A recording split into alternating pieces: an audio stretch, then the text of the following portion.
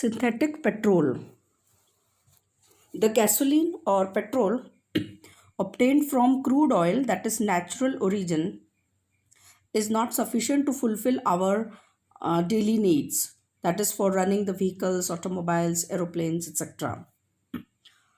Therefore, petrol is synthesized artificially in industry and then it is called as synthetic petrol.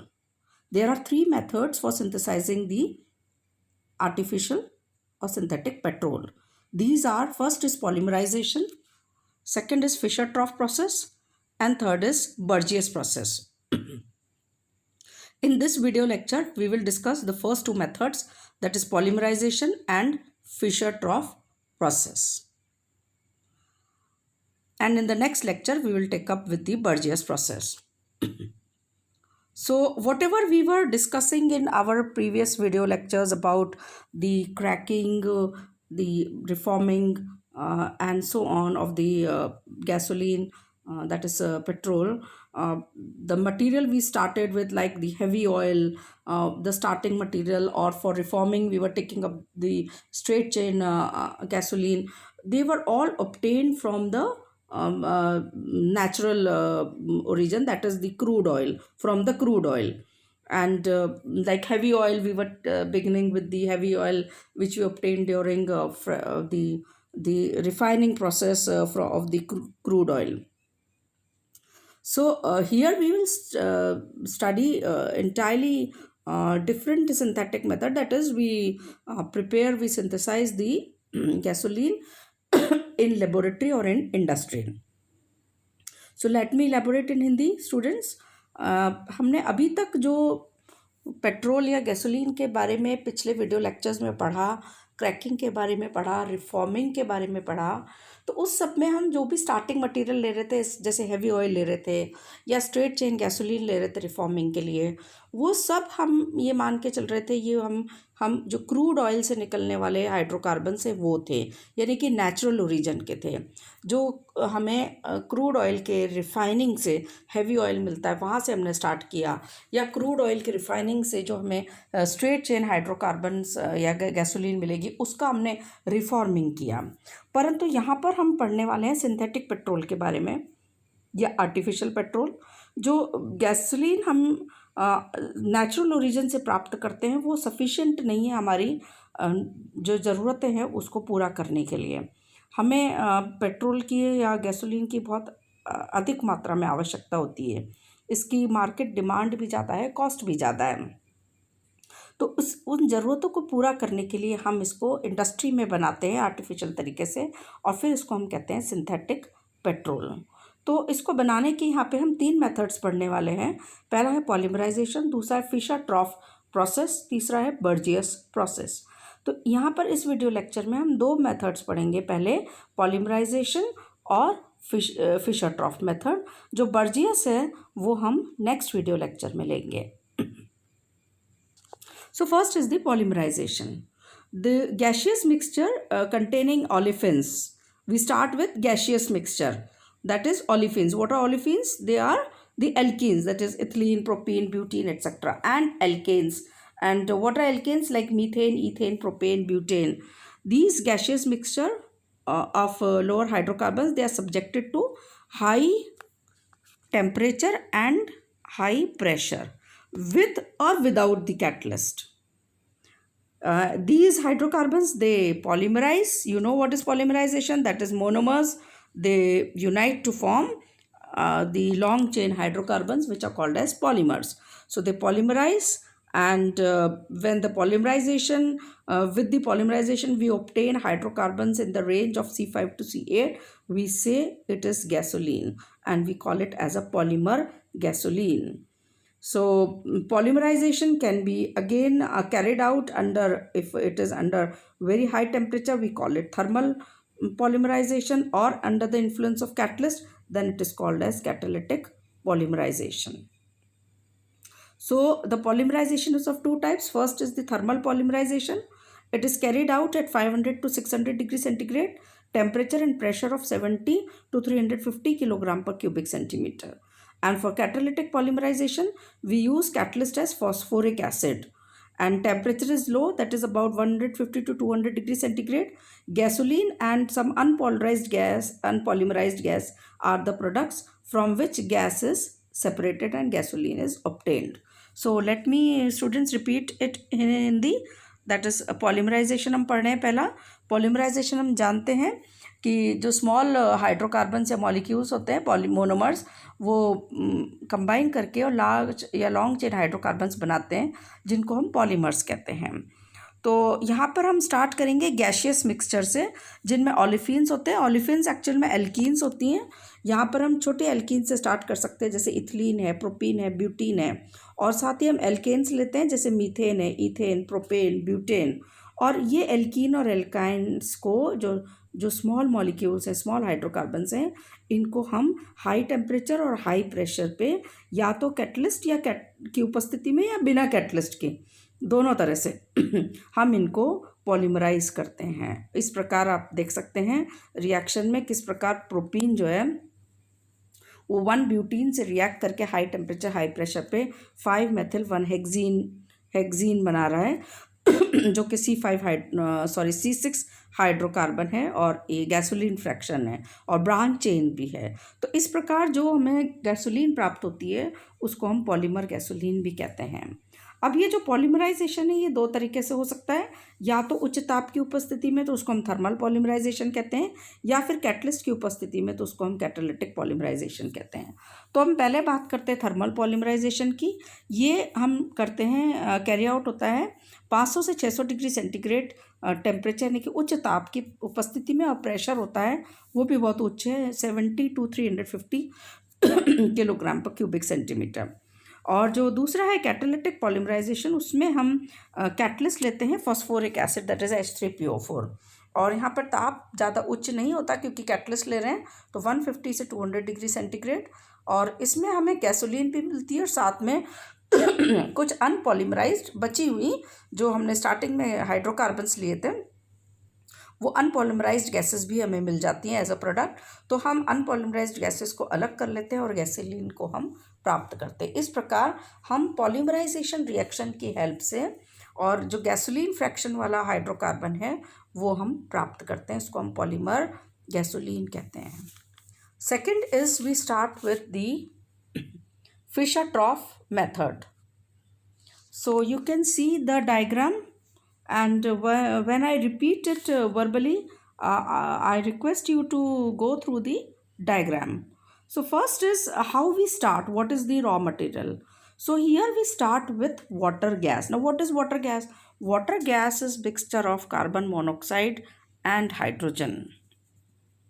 Now, what are the gasoline and all these hydrocarbons? They are hydrocarbons. So, what are hydrocarbons? Compound made up of carbon and hydrogen. They are CnH2n or CnH2n plus 2 or CnH2n minus 2.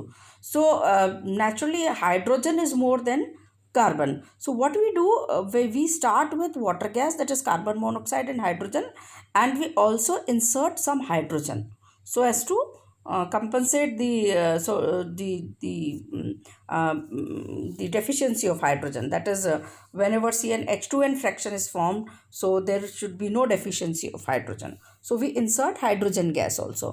Now one more point, how do we obtain this wet water gas? When steam is passed over coke, we get water gas. Steam is passed over coke, so water gas is obtained. So now again I'll start with water gas is inserted. Along with this, some hydrogen gas is also inserted, and the first two chambers, they are called as purification of gas chambers. Here in the first chamber, the catalyst is or the purifier is placed in trays, and the purifier is iron oxide, that is Fe2O3. Here all the sulfur gets converted into iron sulfide, that is we remove hydrogen sulfide if it is present in the mixture of water gas and hydrogen, that is the gaseous fraction. So we remove hydrogen sulfide in the first purifier, then it is passed to another purifier, and another second purifier, it contains a mixture of iron oxide, that is Fe2O3 plus sodium carbonate. So here we see that the organic sulfur compounds, that is organic compounds containing sulfur, they are separated here. Now we say the water gas is purified.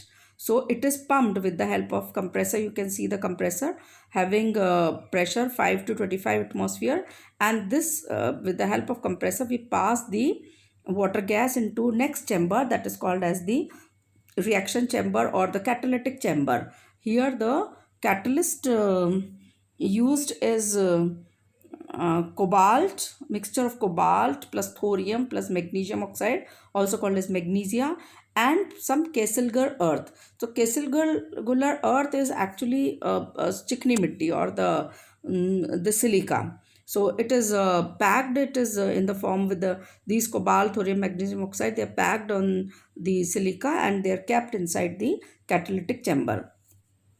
So under the influence of high temperature and high pressure in the catalytic chamber, the carbon monoxide and that is water gas combines with hydrogen to form gasoline. So we want only that fraction which is obtained, as I told you in my previous lectures, that is petrol or gasoline is that fraction which is obtained from 40 to 120 degrees centigrade. So we do not require the higher hydrocarbon, higher boiling hydrocarbon. So what we do, we pass this vapors through a cooler and only gasoline fraction is obtained in vapor phase. Now this vapors we again pass through fractionating column, and you can see in the fractionating column the gasoline fraction is separates out and heavy oil is also obtained. So heavy oil we collected in another separate tanks and we can use it like we used heavy oil in cracking also. So it has a lot of uses. So the reactions you can see, that is N molecules of carbon monoxide react with 2 N molecules of hydrogen. Here you see the hydrogen is always 2N. So that is why we supplied hydrogen in excess. We get CnH2n plus NH2O, or N molecules of carbon monoxide plus 2N plus 1 molecules of hydrogen, we get CnH2n plus 2 plus N molecules of water. So the fraction coming out, that is a liquid resembling crude oil is obtained, which is fractionated to get gasoline.